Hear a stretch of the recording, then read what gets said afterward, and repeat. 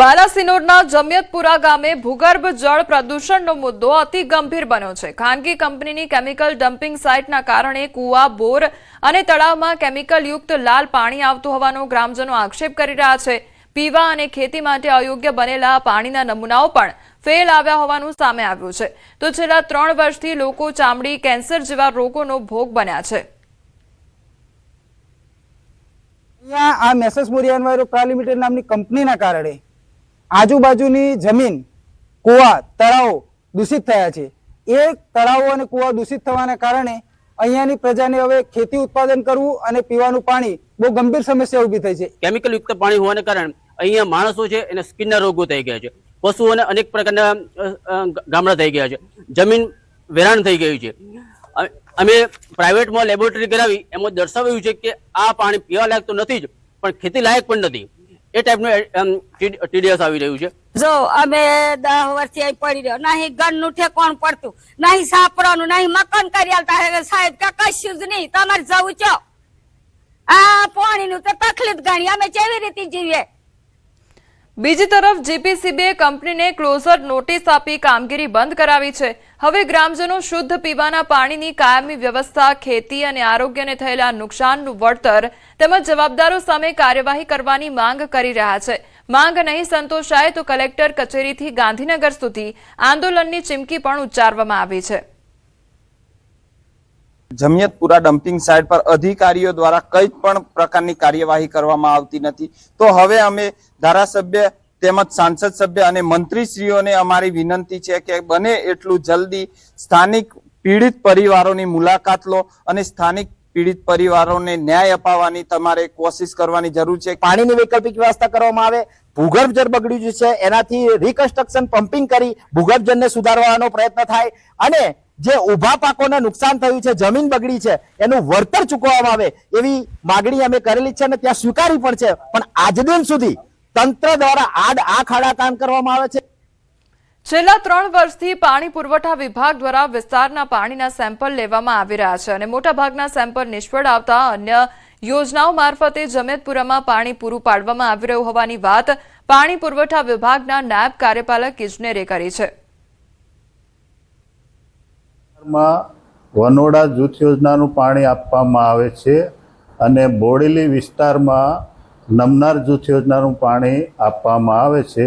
જમિયતપુરાના એક પરા વિસ્તારમાં પાણી પહોંચતું નથી, તેના માટે વાસ્મો અને ગ્રામ પંચાયત દ્વારા કામગીરી કરવામાં આવી રહેલ છે।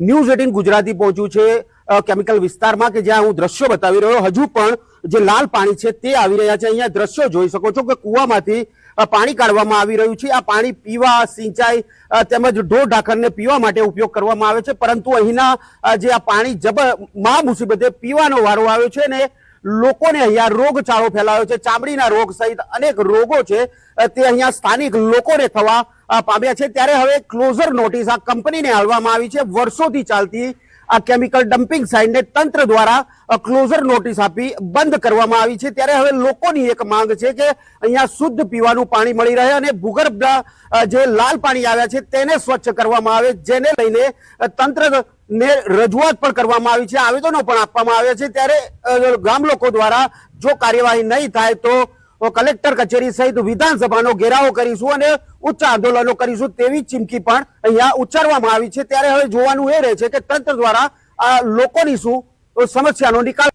શું ટ્રીટમેન્ટ પ્લાન્ટથી નીકળતું પાણી રસ્તામાં ક્યાંક દૂષિત થઈ રહ્યું છે? શું જૂની પાઇપલાઇન, ડ્રેનેજનું પાણી અને ગેરકાયદેસર કનેક્શન પાણીની ગુણવત્તા બગાડી રહ્યા છે કે પછી સમગ્ર મોનિટરિંગ અને રિપોર્ટિંગ સિસ્ટમમાં જ ક્યાંક ગંભીર ખામી છે?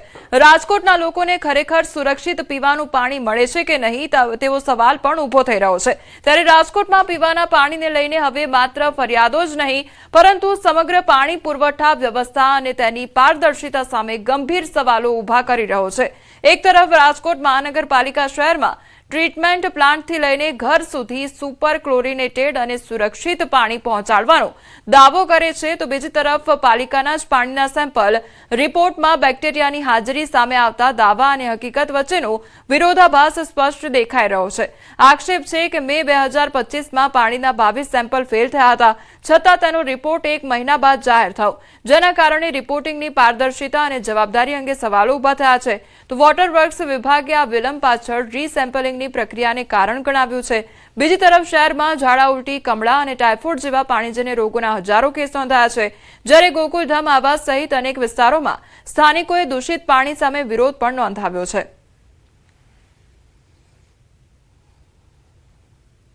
મચ્છર એટલા અને ડોળું પાણી એટલું હોય છે, પીવામાં તો પાણી લઈ જ નથી શકાતું. ગાડીને પી તો એટલું ડોળું, ને સ્વાદ એમાં પાણીનો તો આવતો જ નથી, નકરું ડોળું જ પાણી હોય. કોર્પોરેશનમાં ફરિયાદ બેન કોઈ દિવસ કોઈ અધિકારીઓ આવ્યા હોય? કોઈ આવ્યું નથી. પાણીની સમસ્યા કેટલા વર્ષથી આમનામ હાલે, ગંદુ પાણી આવે, જીવડા વાળું આવે, પણ અમે રહીશું શું કરીએ? અમારી ઉંમરે થઈ ગઈ, કોઈ છોકરાય નથી કે દવા લેવા જાય હોય, અમારા દીકરાય નથી, અમે માન કમાઈને અમે પૂરું કરીએ તો દવાખાનામાં ક્યાં નાખવા જાય ભાઈ? કોર્પોરેટરો આવે છે, કોઈ આવતું નથી, જવાબે કોઈ દેતા નથી. 50 વાર કર્યા વિડિયા, 50 વાર કર્યો, પણ કોઈ આવતું જ નથી. બસ ક્યાં સવાલ છે? પાણીની સમસ્યા બહુ જ છે, અને ડાલીબાઈ હોસ્ટેલની પાછળનો વિભાગ ગણાય, કૃષ્ણનગર મેઇન રોડ, બરોબર. અને બીજા નંબરમાં પાણીની સમસ્યા છે જ સાહેબ. પાણી એટલું ખરાબ આવે છે ને કે ફીણ વરે. તમે પેલી 4 ડોલ ભરો ને તેમાં ફીણ જ વરે કાયદેસર. સાબુ કેમ કેમિકલ નાખ્યું હોય એ રીતનું આવે બધું. તો મેયરે પણ સ્વીકાર્યું છે કે જૂની પાઇપલાઇન ચોમાસામાં ડ્રેનેજનું પાણી ભળવું અને ગેરકાયદેસર કનેક્શનને કારણે અમુક વિસ્તારોમાં આવી સમસ્યા સર્જાય છે. એટલું જ નહીં, 2026માં પણ પાણીના સેમ્પલ ફેલ થતા આ સમસ્યા હજુ યથાવત હોવાના સંકેતો મળી રહ્યા છે. ત્યારે સૌથી મોટો સવાલ એ છે કે જો પાણી ખરેખર સંપૂર્ણપણે શુદ્ધ અને સુરક્ષિત છે, તો સેમ્પલ વારંવાર ફેલ કેમ થાય છે? અને જો સેમ્પલ ફેલ થાય છે, તો તેની જાણકારી સમયસર લોકોને કેમ આપવામાં આવતી નથી? હવે લોકો જવાબ નહીં, પરંતુ કાયમી ઉકેલની રાહ જોઈ રહ્યા છે. એટલા માટે કે આ સિઝન દરમિયાન ક્યાંય પણ કન્ટેમિનેટેડ વોટર લોકો સુધી ના જાય. હવે આજે અમે અમારા WTPમાં જે અમે લોકો માટે વિતરણ કરવાના છીએ, એ જથ્થાને અમે ચકાસો પાણી, એનું ક્લોરીન ટેસ્ટ પણ કરી છે, અને અન્ય પણ અમે જે એની પ્યોરિટીની ટેસ્ટ હશે એ કન્ડક્ટ કરીએ છીએ. આની બાદ સોસાયટીમાં જે પાણી ડિસ્ટ્રીબ્યુટ થાય છે એમાં રેન્ડમલી બધા સિનિયર ઓફિસર્સ ઇન્ક્લુડિંગ કમિશનર પોતે અમે આગળ જવાના છીએ તમામ સોસાયટીઓમાં. પણ ચોમાસું આવે છે ત્યારે દૂષિત પાણી વિતરણમાં, કારણ કે નદી નાળામાં જે પાણી આવતું હોય છે, કોર્પોરેશનનું પોતાનું ફિલ્ટરેશન સેન્ટર છે, તેમ છતાં પણ આવી ફરિયાદો ઉદ્ભવતી હોય છે. આ વાસ્તવિકતા છે, અને અમે આજ ટેસ્ટ કરાવી અને એનું રિપોર્ટ બહાર પાડી છે, અને વોર્ડ વાઇઝ પણ ડેટા આપી છે કે કયા વોર્ડમાં ફરિયાદોનો કેટલો રિપોર્ટ ને એમાંથી કેટલી સફળ કેટલી અસફળ. એટલે આપની વાત સાચી છે, ક્યાંક ને ક્યાંક આવું નાનું મોટું પાણી વિતરણ થઈ રહ્યું છે, એની જવાબદારી અમે સ્વીકારી અને ખૂબ ઝડપથી ફરીથી પાછું સારું પાણી વિતરણ કરીએ નેક્સ્ટ ડેથી, એ માટે પ્રયત્નશીલ છું. રાજકોટ મહાનગરપાલિકાના કમિશનર તુષાર સુમેરા દ્વારા દરેક વોટર ટ્રીટમેન્ટ પ્લાન્ટ તેમજ દરેક વોર્ડની અંદર જઈને રેન્ડમલી પાણી છે તે શુદ્ધ છે કે કેમ તે બાબતે તપાસ હાથ ધરવામાં આવી રહી છે. તો બીજી તરફ આપને હું જે દ્રશ્યો જે બતાવવાનો પ્રયત્ન કરી રહ્યો છું, આ દ્રશ્યો છે રાજકોટ મહાનગરપાલિકાના વોર્ડ નંબર 13માં આવેલા ગોકુલધામ આવાસ યોજના જે વિસ્તાર છે ત્યાંના હું આપને આ દ્રશ્યો છે તે બતાવવાનો પ્રયત્ન કરી રહ્યો છું. જોઈ શકાય છે કે કયા પ્રકારનું દુર્ગંધયુક્ત પાણી તેમજ કયા પ્રકારનું ફીણયુક્ત પાણી, ગંદુ પાણી છે તે લોકોને આપવામાં આવી રહ્યું છે. લોકોના દાવા છે કે અનેક વખત અહીંયા કોર્પોરેટરોને રજૂઆત કરવામાં આવી છે, અનેક વખત કહી શકાય કે અધિકારીઓને રજૂઆત કરવામાં આવી છે, પરંતુ આજ દિવસ સુધી કોઈ પણ જાતનું નક્કર પરિણામ છે તે તેમને નથી મળ્યું. અહીંયા અમે જ્યાં જોઈએ ત્યાં ચોતરફ ગંદકી છે તે જોવા મળી રહી છે. તો બીજી તરફ રાજકોટ મહાનગરપાલિકાના વોટર વર્ક્સ વિભાગ દ્વારા જે પાણીના જે સેમ્પલ ફેલ થયા હોય તેના રેકોર્ડ છે તે મોડા અપલોડ કરવામાં આવતા હોય તેમજ મોડા જાહેર કરવામાં આવતા હોવાનું છે તે સામે આવ્યું છે. જ્યારે ન્યૂઝ 18 ગુજરાતી દ્વારા વોટર વર્ક્સ વિભાગના અધિકારીનો જવાબ માંગવામાં આવ્યો ને ત્યારે તેમણે ટેકનિકલ બહાનું આગળ ધરી દીધું. અંકિત પોપટ, ન્યૂઝ 18 ગુજરાતી, રાજકોટ. અમદાવાદની સાબરમતી નદીમાં ફીણના ગોટા જોવા મળ્યા છે. નદીમાં પ્રદૂષણથી ઉઠ્યા છે અનેક સવાલ. કરોડોના ખર્ચ છતાં નદીની આ સ્થિતિ જોવા મળી રહી છે. નદીની જાળવણી માટેના કરોડો રૂપિયા પાણીમાં ગરકાવ થયા હોય તેવી પરિસ્થિતિનું નિર્માણ થયું છે. સફાઈ અભિયાનની કામગીરી સામે અનેક સવાલ પણ ઉઠી રહ્યા છે. અમદાવાદની સાબરમતી નદીને ફરી એકવાર પ્રદૂષિત કરવાનું દૂષણ ચાલી રહ્યું છે. આપ જોઈ રહ્યા છો સાબરમતી નદીમાં એ પ્રકારે ફીણ છવાઈ ગયા છે કે અહીંથી જે ગંદુ પાણી નીકળી રહ્યું છે, પ્રદૂષિત પાણી નીકળી રહ્યું છે, તે સાબરમતી નદીને ખરાબ કરી રહ્યું છે. અમદાવાદ શહેરની અંદર આ પ્રકારના દ્રશ્યો ખૂબ જ ચોંકાવનારા છે અને આ ચોંકાવનારા દ્રશ્યો એટલે કારણ કે કરોડો રૂપિયા ફાળવાય છે સાબરમતી નદીના સંવર્ધન માટે, તેના સંરક્ષણ માટે. આ જે નદી છે કે જેને સાફ કરવાનું અભિયાન અમદાવાદ મહાનગરપાલિકા દ્વારા કરવામાં આવ્યું હતું. 1 થી 2 મહિના સુધી ખાસ કરીને સાફ કરવાના અભિયાન અંતર્ગત અનેક NGO છે, ખુદ અમદાવાદ મહાનગરપાલિકાના કમિશનર, મેયર, તમામ પદાધિકારીઓ છે આ નદીમાં ઉતર્યા હતા, તેને સાફ પણ કરી હતી. પરંતુ એ જ જગ્યા ઉપર આપ જુઓ તો હાલ જે પ્રકારે નદીને પ્રદૂષિત કરવાનું કાવતરું છે તે ચાલી રહ્યું છે. ખાસ કરીને જે પ્રકારે ફીણ ઉપટ્યા છે તેને કારણે અનેક સવાલો થઈ રહ્યા છે. આ પ્રદૂષિત પાણીને કારણે અનેક સવાલો વચ્ચે ફરી એકવાર એ પ્રકારનો સવાલ ચોક્કસથી થાય કે આ પ્રકારનું દૂષણને કારણે, આ પ્રકારની નદી પ્રદૂષિત થયું હોવાને કારણે ખાસ કરીને તેની ઉપર કોઈ પગલાં લેવાશે કે કેમ? આખરે આ જવાબદારી કોની રહેશે? કેમેરા પર્સન ખેંગા રાઠોડ સાથે દીપિકા ખુમાણ, ન્યૂઝ 18 ગુજરાતી, અમદાવાદ. અમદાવાદના સાબરમતીના હાલ બેહાલ થયા છે. સાબરમતી નદીમાં જળકુંભીનું સામ્રાજ્ય જોવા મળી રહ્યું છે. જળકુંભી સાફ કરવામાં તંત્ર કામે લાગ્યું છે. નદીમાં જળકુંભી સાફ કરવા મશીનો ઉતર્યા છે. સાબરમતી નદી પાછળનો કરોડોનો ખર્ચ પાણીમાં ગરકાવ થયો છે. અમદાવાદની સાબરમતી નદીમાં લીલું સામ્રાજ્ય જોવા મળી રહ્યું છે. અમદાવાદની સાબરમતી નદીમાં ઉપરવાસમાંથી જે પાણી છોડવામાં આવી રહ્યું છે તેમાં લીલી વેલ જોવા મળી રહી છે, જેને જળકુંભી કહેવામાં આવે છે. ઉપરવાસમાંથી જ્યારે પણ પાણી છોડવામાં આવતું હોય ત્યારે સાબરમતી નદીમાં લીલી વેલ છે તે પથરાઈ જતી હોય છે. પરિણામ એ આવતું હોય છે કે તંત્ર માટે આ લીલી વેલ છે તે સૌથી મોટી ચેલેન્જ બની જતી હોય છે. જળકુંભી પથરાવાને કારણે ખાસ કરીને મૂવમેન્ટ શક્ય નથી. ખાસ કરીને ડિનર અને લંચ માટે અક્ષય ક્રુઝ બુક કરાવતા હોય તે લોકો જે અટલ બ્રિજથી લઈને આગળ સુધીનો જે વિસ્તાર છે ત્યાં મૂવમેન્ટ શક્ય નથી હોતી. આ પ્રકારની લીલી વેલ પથરાઈ જવાને કારણે તંત્ર માટે મોટી ચેલેન્જ પણ બની જાય છે કે આ લીલી વેલ છે તેને કેવી રીતે કાઢવી. મશીનો હાલ કાર્યરત છે, પરંતુ કલાકોના કલાકો, દિવસોના દિવસો વીતી જતા હોય છે. આ પ્રકારની જ્યારે લીલી વેલ છે તે સાબરમતી નદીમાં પથરાઈ જાય ત્યારે તેને સાફ કરવા માટે મોટી મુસીબત છે તે તંત્ર માટે થઈ જતી હોય છે. કેમેરા પર્સન ખેંગા રાઠોડ સાથે દીપિકા ખુમાણ, ન્યૂઝ 18. મહીસાગરના તાલુકા પંચાયત કચેરીના કમ્પાઉન્ડમાં મારામારીની ઘટના સામે આવી છે. કડાણા તાલુકા પંચાયત કચેરીમાં મારામારી થઈ. ગ્રામ પંચાયતની માહિતી માંગનાર વ્યક્તિ અને અન્ય એક ઉપર હુમલો કરવામાં આવ્યો. મહિલા સરપંચ અને તેમના પરિવારે હુમલો કર્યો હોવાના આરોપ લગાવવામાં આવ્યા છે. કડાણા પોલીસ સ્ટેશનમાં ફરિયાદ પણ નોંધાઈ છે. પંચાયતની માહિતી કેમ માંગે છે તેમ કહીને 2 યુવકો પર હુમલો કર્યાનો આરોપ લગાવવામાં આવ્યો છે. બંને પક્ષે સામસામે ફરિયાદ નોંધાવવામાં આવી છે. સુરતમાં ગે ડેટિંગ એપ મારફતે લૂંટ ચલાવતી ગેંગનો પર્દાફાશ થયો છે. પોલો ગે ડેટિંગ એપ દ્વારા લોકો સાથે ઠગાઈ આચરવામાં આવી છે.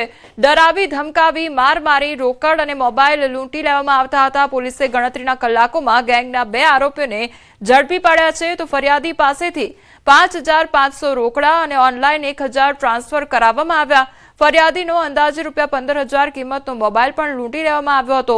કુલ ₹20,500ની લૂંટની ફરિયાદ નોંધાઈ. પોલીસે ફરિયાદીનો મોબાઈલ, રોકડ તેમજ અન્ય 2 મોબાઈલ સહિત મુદ્દામાલ કબજે કર્યો. તપાસમાં ખુલાસો થયો છે કે આરોપીઓએ આ જ રીતથી અગાઉ પણ 2 લોકોને નિશાન બનાવ્યા હતા. ટેકનિકલ સર્વેલન્સ અને હ્યુમન ઇન્ટેલિજન્સના આધારે વરાછા પોલીસે કાર્યવાહી કરી બંને આરોપીઓની ધરપકડ બાદ વધુ તપાસ હાથ ધરવામાં આવી છે. આણંદ જિલ્લાના ખંભાત તાલુકાના કલમસર ગામે જાળીમાં ફસાયેલા આશરે 10 ફૂટ લાંબા અજગરનું સફળ રેસ્ક્યુ કરવામાં આવ્યું છે. ખંભાત તાલુકાના કલમસર ગામના પાટિયા વિસ્તારમાં ખેતર પાસે આવેલા પાણી નિકાલના કાસમાં માછીમારના ઝાડમાં આશરે 10 ફૂટ લાંબો મહાકાય અજગર ફસાઈ ગયો હતો. ઘટનાની જાણ ગામના સરપંચ દ્વારા દયા ફાઉન્ડેશનને જાણ કરવામાં આવી હતી. દયા ફાઉન્ડેશન દ્વારા તાત્કાલિક વન વિભાગને જાણ કરવામાં આવતા બંને ટીમો ઘટનાસ્થળે પહોંચી હતી. રેસ્ક્યુ ટીમે જરૂરી સાવચેતી અને કુશળતા સાથે અજગરને જાળીમાંથી સુરક્ષિત રીતે મુક્ત કર્યો હતો. ત્યારબાદ અજગરને કોઈપણ પ્રકારની ઈજા ન થાય તે રીતે તેના સ્વાસ્થ્યની પ્રાથમિક તપાસ કરી તેને તેના કુદરતી રહેઠાણમાં સુરક્ષિત રીતે મુક્ત કરવામાં આવ્યો હતો.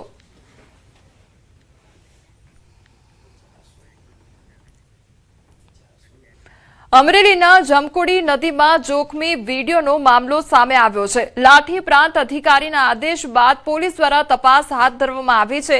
પોલીસે ઘટનાને ગંભીરતાથી લીધી છે. 4 થી 5 લોકોના નિવેદન નોંધ્યા હોવાની માહિતી સામે આવી છે. વિડીયોમાં દેખાયેલા ઓળખ કરી નિવેદનો નોંધ્યા છે. નવા નીરના વધામણા માટે ધસમસતા પ્રવાહમાં ઉભા રહ્યા હતા.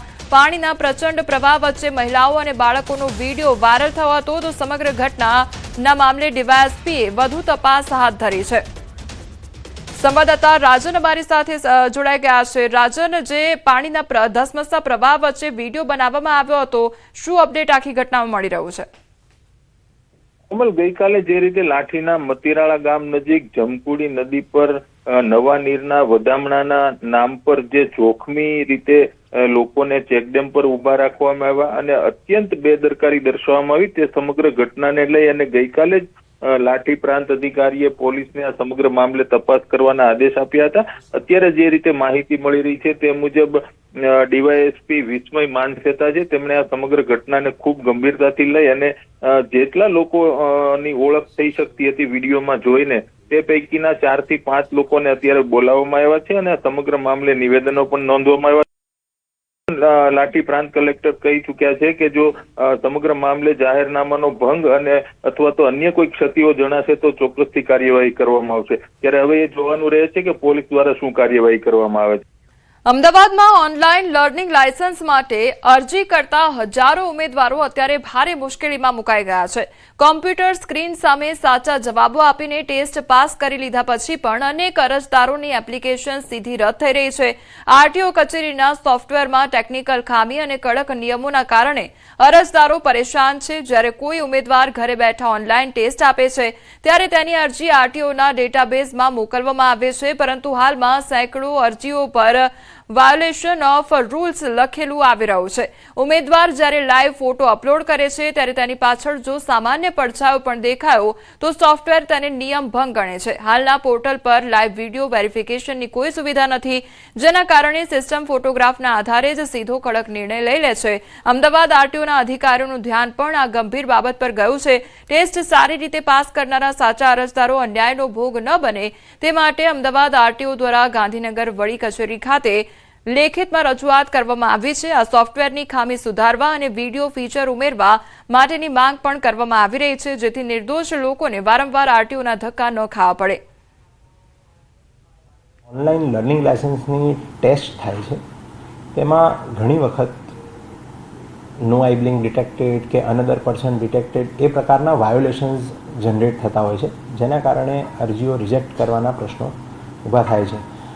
આવી બાબતો અમુક અમારા ધ્યાને આવેલી છે અને અમે અમારી જે વડી કચેરી છે, કમિશનર કચેરી, ત્યાં લેખિત રજૂઆત પણ કરી દીધી છે. જે આવા કિસ્સા ધ્યાને આવે છે એને ઉદાહરણરૂપી તો બનાસકાંઠાના પાલનપુરમાં સનાતન સંત સમાજ અને વિશ્વ હિન્દુ પરિષદ દ્વારા સંસદમાં સાધુ સંતો અને સનાતન સંસ્કૃતિ અંગે કરવામાં આવેલી કથિત અપમાનજનક ટિપ્પણીઓના વિરોધમાં ઉગ્ર વિરોધ નોંધાવવામાં આવ્યો છે. પાલનપુરના શ્રી વિશ્વ હનુમાન સંન્યાસ આશ્રમ ખાતે સનાતન સંત સમાજના સંતો અને હિન્દુ સંગઠનોના આગેવાનો એકત્રિત થયા હતા. ત્યારબાદ રેલી સ્વરૂપે જિલ્લા કલેક્ટર કચેરી પહોંચી આવેદનપત્ર સુપરત કરવામાં આવ્યું. તો જિલ્લા કલેક્ટરને આવેદનપત્ર પાઠવી ટિપ્પણી કરનાર સાંસદો સામે કડક કાનૂની કાર્યવાહી કરવાની માંગ પણ કરવામાં આવી છે. પપ્પુ યાદવ જે સાંસદ પોતાની ગરિમાને ભૂલે અને એક સંતોનું અપમાન કરવા માટે એક સંતનો વેશ લઈ અને ઢોંગીપણું કરવા માટેની જે પ્રક્રિયા એને શરૂ કરી, એના વિરોધને અંદર સખ્ત શબ્દોમાં અમે એને વખોડીએ છીએ. અહીંયા ભેગા થઈને કલેક્ટરને આપણે આવેદન પત્ર આપ્યું છે.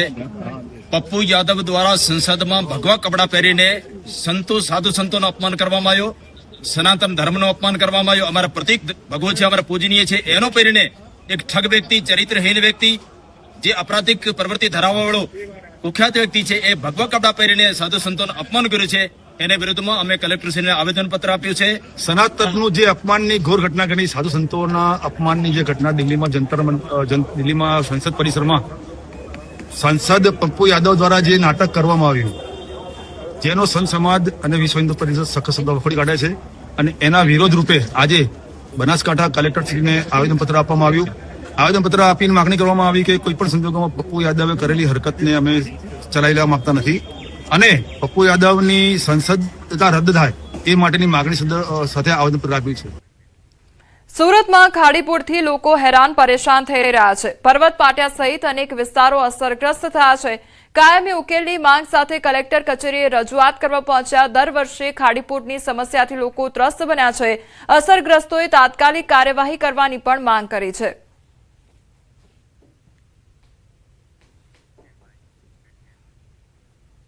સુરત જિલ્લાના કીમ નદીના વિનાશક પૂરે ખાસ કરીને ઓલપાડ અને માંગરોળ તાલુકાના ખેડૂતોને ભારે આર્થિક ફટકો પહોંચાડ્યો છે. રણકપોર સહિત અનેક ગામોમાં ઉભેલા શાકભાજી અને શેરડીના પાક, મંડપો અને ખેતીની જમીન બરબાદ થઈ ગઈ છે. ખેતરોમાં કાદવ, રેતી અને પ્લાસ્ટિકના થર જામી જતા આગામી પાક પણ જોખમમાં મુકાયો છે. કીમ નદીના પૂરે માત્ર પાક જ નહીં પરંતુ ખેતીની જમીન પર પણ ભારે અસર થઈ છે. ફળદ્રુપ જમીન પર કાદવ અને રેતીના થર જામી ગયા છે. સાથે સાથે મોટા પ્રમાણમાં કચરારૂપી પ્લાસ્ટિક પણ ખેતરોમાં જોવા મળી રહ્યું છે. હવે ખેડૂતોને ફરીથી જમીન ખેતીલાયક બનાવવા માટે ભારે જહેમત અને વધારાનો ખર્ચ પણ કરવો પડશે. અસરગ્રસ્ત ખેડૂતો સ્થળ પર સર્વે કરીને વાસ્તવિક નુકસાનના આધારે પૂરતું વળતર અને તાત્કાલિક સહાયની માંગ કરી રહ્યા છે. ખેડૂતો માનો કે ખેતીમાં શાકભાજી છે, શેરડી છે, મુખ્યત્વે પાકમાં હાવ નિષ્ફળ ગઈ છે. કારણ કે શેરડી મૂળ સાથે ઉખાડીને નાખી દીધી છે, ખેતરો હાવ સાફ કરી નાખ્યા, શાકભાજી હાવ નિષ્ફળ થયું. હાલ આમને ખાવા માટે પણ 2 ટંકનું મળવું મુશ્કેલ છે. કીમ નદી તો પુષ્કળ પાણી આવ્યું, પણ તેની સાથે કીમ નદીમાં સમાવેશ થતી ટોકડી ખાડી અને ભૂખી ખાડી, એમાં પણ એટલું પાણી આવવાના કારણે છે ને કાંઠાના વિસ્તારમાં આ કીમ નદીએ વિનાશ મેળવ્યો છે. એમ કે તો ખોટું નથી. ગ્રામ્ય કક્ષાએ પણ નુકસાન થયું છે. એનાથી વધારે નુકસાન આ ખેતીમાં થયું છે. ને અત્યારે અમારો પાક ઉભેલો હતો માંડવાનો, પરવાનો માંડવાનો, એ એકદમ પરિપૂર્ણ નાશ થઈ ગયો છે. નાશ તો એવો થઈ ગયો છે કે આપણે ખેતરમાં જવાનો વિચાર નહીં થાય. આપણું દિલ બળી ઉઠે કે આપણે શું કરવું. એ હિસાબે અમને તો એકદમ નાસીપાત છે ખેતીમાં.